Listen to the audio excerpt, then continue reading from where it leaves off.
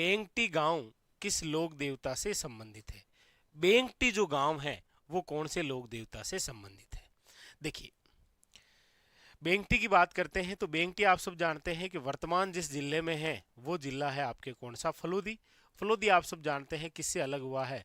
जोधपुर से। आप ये भी पढ़ते हैं कि सॉरी, बेंगटी की जागीर मिली थी, और बेंगटी की ये जो जागीर है ये किसे मिली थी? हड़बू जी को।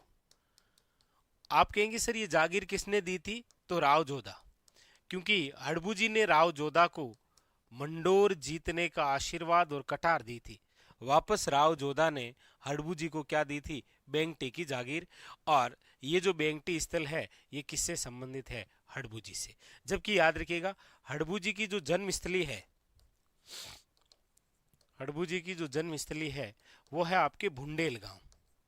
पढ़ते हैं आप भेड़ बुंडेल नागौर। जबकि इनका जो मंदिर है वो यहीं बना हुआ है, कहां पर? तो याद रखिएगा बेंगटी में। तो ऑप्शन नंबर यहां पर हो जाएगा A is a correct answer. Harbu ji याद रखिएगा, जिनके गुरुजी का नाम है बालीनाथ, याद रखिएगा। हड़बू जी जिन्होंने अपंग या जो पंगु गायें हैं इनके लिए चारा लाने का कार्य करते थे। इसीलिए आप देखेंगे कि हड़बू जी का जो मंदिर है उस मंदिर के अंदर लकड़ी से निर्मित बैलगाड़ी की पूजा होती है। किसकी होती है? लकड़ी से निर्मित बैलगाड़ी की। और इनका जो वाहन है वो है आपके क्या? तो याद रखिएगा शियार। वाहन क्या है? शियार। ऑप्शन नंबर क्या हो जाएगा? A is a correct answer, Harbu ji. आगे अगला है आपके सामने कि राई नृत्य संबंधित है। राई जो नृत्य है वो किससे संबंधित है? जसनाती संप्रदाय से है, भील समाज से है, गुज्जर समाज से है, या माली समाज से? देखिए, जसनाती जो है वो तो करते हैं आपके कौन सा? अग्नि नृत्य। गुज्जर समाज का प्रसिद्ध नृत्य यदि है तो वो है चरी नृत्य, याद रखिएगा, इंपॉर्टेंट। माली समाज का जो है वो है आपके, याद रखिएगा, चरवा नृत्य। चरवा नृत्य। तो ये चरवा नृत्य, ये चरी नृत्य, ये अग्नि नृत्य। यहां पूछा गया है राई नृत्य। देखिए, राई नृत्य का ही दूसरा नाम क्या होता है? घुंगरी लोक नृत्य, याद रखिएगा। और ये किससे संबंधित है? भील जनजाति से। अक्सर पूछा भी जाता है कि निम्न में से देखो राई, पुरिया, बुडिया, ये निम्न में से किसके पात्र हैं? तो याद रखिएगा घुंगरी लोक नाट्य के। ठीक है, तो ऑप्शन नंबर जो है वो क्या हो जाएगा? 2 इज अ करेक्ट आंसर। अगला अगला है आपके सामने, पूछा जा रहा है बांक्या, सिंगी, टोटो, ये जो लोकवाद्य हैं किस परंपरा से संबंधित हैं? भाई देख लो, बांक्यो है, सिंगी है, टोटो है। आप कहेंगे सर ये तीनों जो दे रखे हैं यहाँ पर ये सारे के सारे सुशीर वाद्य यंत्र हैं। सुशीर वाद्य यंत्र का मतलब होता है ऐसे वाद्य यंत्र जिसमें फूंक मारने पर या हवा के माध्यम से स्वर उत्पन्न होते हैं। तो बांक्या, सिंगी और याद रखिएगा कौन सा? टोटो। ठीक है, अगला अगला क्वेश्चन है आपके सामने, लीजिए। पूछा जा रहा है कि गुगरी, केवड़ा आदि लोकगीत किस क्षेत्र से संबंधित है? घुघरी, केवड़ा आदि जो लोकगीत है वो किस क्षेत्र से संबंधित है? पर्वतीय क्षेत्र है, मैदानी क्षेत्र है, मरुस्थलीय क्षेत्र है, या मेवात क्षेत्र है? आप कहेंगे सर पर्वतीय क्षेत्र। इसके जो गीत है वो तो देखिए लालर, माछर, बिछिया और पटेलिया, ये जो है ये आपके किससे संबंधित है? पर्वतीय क्षेत्र से। जबकि यहाँ घुघरी, केवड़ा जो दे रखा है ये आपके किससे संबंधित है? मरुस्थलीय क्षेत्र से। जैसे मेवात क्षेत्र से संबंधित है रशिया। कौन सा गीत है? याद रखिएगा रशिया गीत। जैसे आपको पूछा जाता है बिछुड़ो, बिछुड़ो या जो बादली गीत है ये निम्न में से किससे संबंधित है? याद रखिएगा हाड़ौती से। बिछुड़ो गीत आप सभी जानते हैं कि ऐसी महिला जिसको बिच्छू ने डंक लिया है और वो मरने वाली है, तो मरने से पहले अपने पति को दूसरे विवाह करने को कहती है। एक गीत है, कौन सा? बिछुड़ो। बादली गीत वर्षा ऋतु के तहत है, हाड़ौती क्षेत्र का। ठीक है, अगला अगला है आपके सामने, पूछा जा रहा है कि 7 सहेलियों का मंदिर कहाँ स्थित है। 7 सहेलियों का जो मंदिर है वो कहाँ पर स्थित है? 7 सहेलियों का मंदिर। आप कहेंगे सर 7 सहेलियों का मंदिर है झालरा पाटन। झालरा पाटन जो कि आपके कहाँ पर है? तो आप कहेंगे सर झालावाड़। भाई झालरा पाटन कहाँ पर है? तो झालावाड़। झालरा पाटन जिसे घंटियों का शहर कहते हैं। क्या कहते हैं? घंटियों का शहर। अच्छा, यहां पर तो पूछा गया था 7 सहेलियों का मंदिर। एक क्वेश्चन ऐसा और भी है, पूछा जाता है राजस्थान में सहेलियों की बाड़ी कहाँ है। बहुत प्रसिद्ध क्वेश्चन ये भी रहा है। सहेलियों की जो बाड़ी है वो है, आपके याद रखिएगा, फतेह सागर झील के पास। और फतेह सागर झील जो है वो आप सब जानते हैं कहाँ पर है? तो आप कहेंगे सर उदयपुर, इसी झील के पास। इसका जो निर्माण है वो किसने करवाया है? तो याद रखिएगा संग्राम सिंह सेकंड ने। संग्राम सिंह जो सेकंड है, उन्होंने अपनी पुत्री जो है शकुंतला, उसके लिए, शकुंतला के लिए, याद रखिएगा, इंपॉर्टेंट। ठीक है, तो यहां पर जो पूछा गया ऑप्शन नंबर क्या हो जाएगा? C is correct answer, Jhalra Patan. चलिए आगे, अगला अगला है आपके सामने कि राजस्थान का जो प्रथम विजय स्तंभ है वो कहाँ स्थित है। राजस्थान का प्रथम विजय स्तंभ, तो राजस्थान का जो प्रथम विजय स्तंभ है, विजय मंदिर अलवर में है, बयाना दुर्ग भरतपुर है, चित्तौड़गढ़ दुर्ग चित्तौड़ है, या फिर जयगढ़ आमेर है। याद रखिएगा यहां पर एक शब्द दे रखा है प्रथम। और आप सब जानते हैं कि राजस्थान का जो प्रथम विजय स्तंभ है वो है भीमलाट। भीमलाट का जो निर्माण है वो करवाया है विष्णुवर्धन वरिक ने। और हमारे राजस्थान में ये वरिक वंश जहां हुआ है वो स्थान है बयाना। तो राजस्थान का जो प्रथम विजय स्तंभ है भीमलाट, वो कहां पर बना हुआ है? बयाना दुर्ग भरतपुर, याद रखिएगा। और ये जो भीमलाट विष्णुवर्धन वरिक हैं, ये समुद्रगुप्त के सामंत थे। समुद्रगुप्त, ये तो फर्स्ट है। आपको पूछा जा सकता है कि राजस्थान का सेकंड विजय स्तंभ, तो याद रखिएगा वो है मंडोर। वो कहां पर है? मंडोर, जोधपुर के अंदर।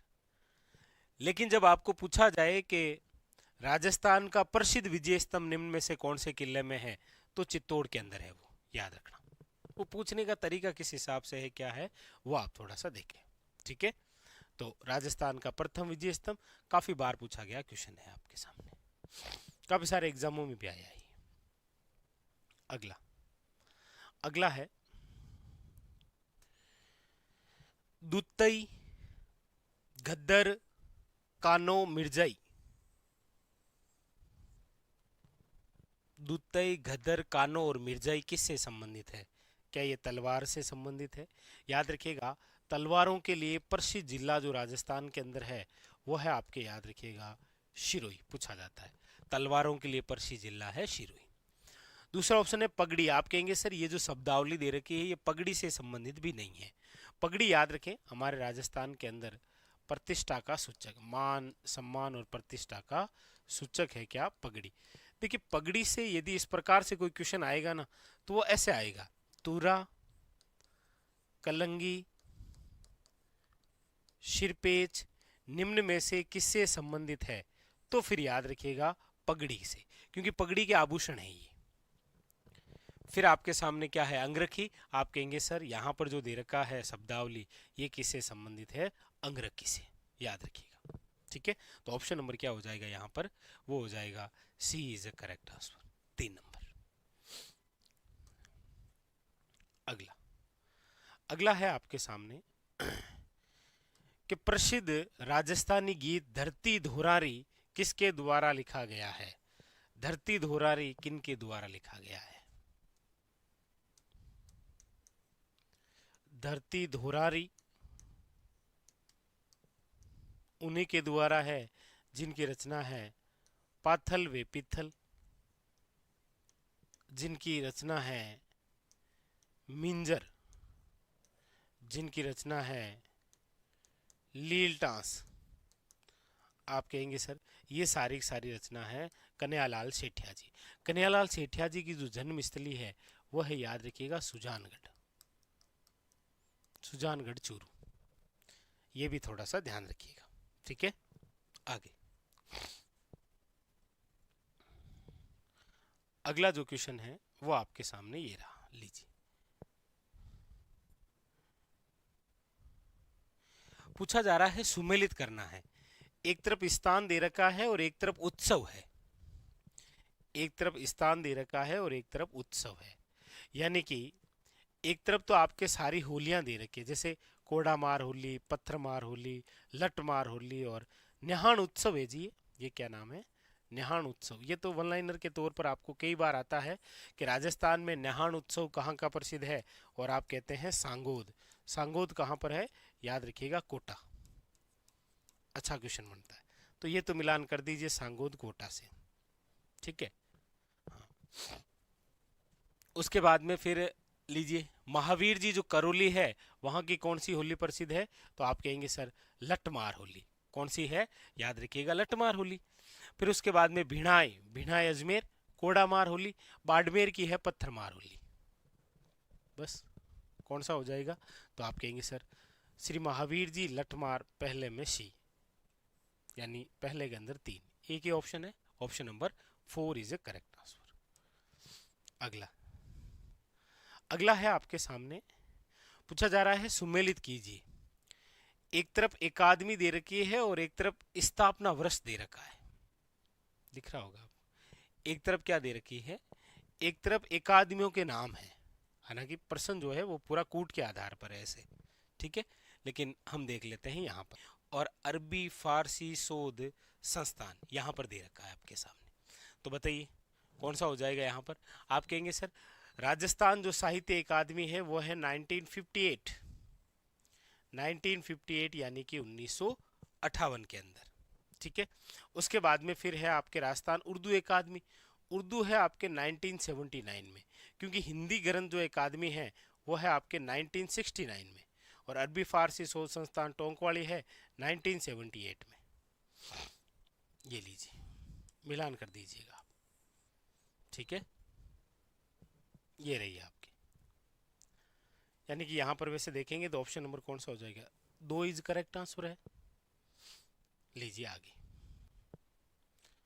अगला अगला है आपके सामने कि राजस्थान में कौन सा जिला फ्लोरोसिस से सर्वाधिक प्रभावित है, जो पानी में फ्लोराइड के कारण होता है। लीजिए,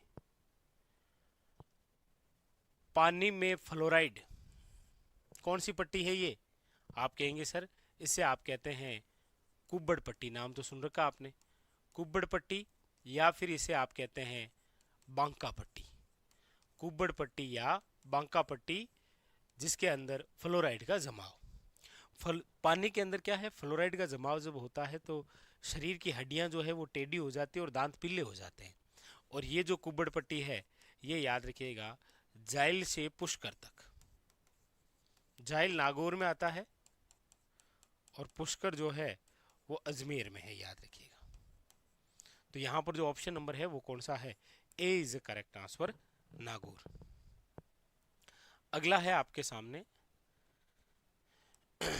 सालर के वन वितरित हैं, यानी सालर के जो वन है वो कहां पर? सालर या फिर इसे बोलते हैं आप साल वन, याद रखिएगा। पूछा जाता है राजस्थान में सर्वश्रेष्ठ गोंद उत्पादन कहां से होता है?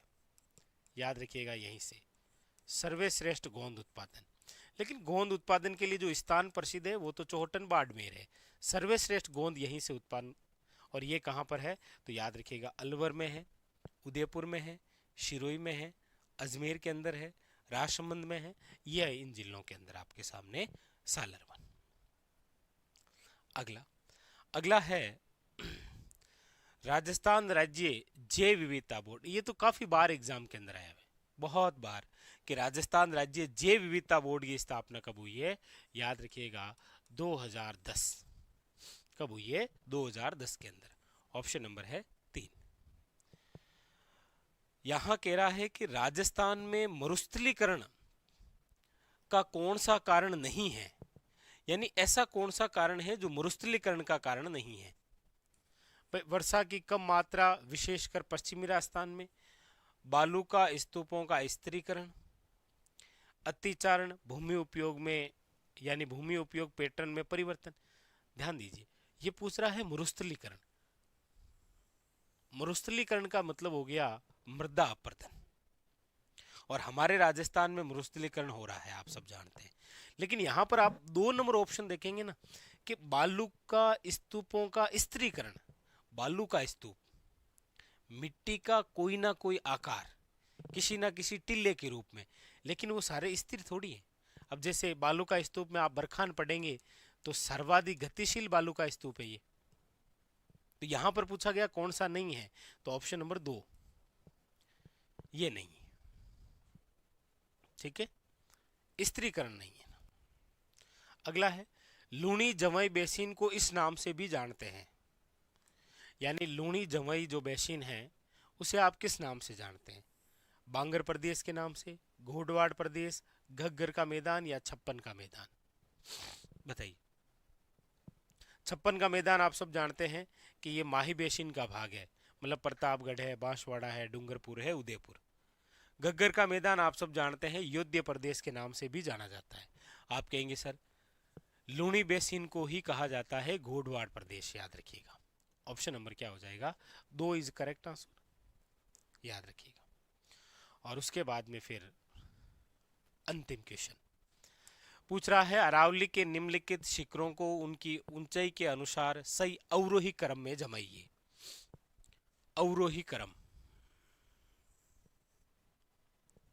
जमाइए। 4 ऑप्शन है आपके सामने। देखिए रघुनाथगढ़ जो चोटी है इसकी ऊंचाई है 1055 मीटर, ये लो। ठीक है, शेर जो है वो है 1597 मीटर, तारागढ़ है 873 मीटर, अचलगढ़ 1380 मीटर। तो प्रत्येक ऑप्शन में यही 4 चोटियां दे रखी है, ऊंचाई मैंने आपके सामने लिख दी है। अब आपको प्यारा सा कमेंट करके बता देना है कि इसका आंसर क्या होगा। अवरोही क्रम बताना है, ध्यान रखना है। ठीक है, चलिए तो इसका आंसर आप बताइएगा। चलिए तो ये था आज का हमारा सेशन, जहां पर हमने इन सभी महत्वपूर्ण क्वेश्चनों के बारे में चर्चा की।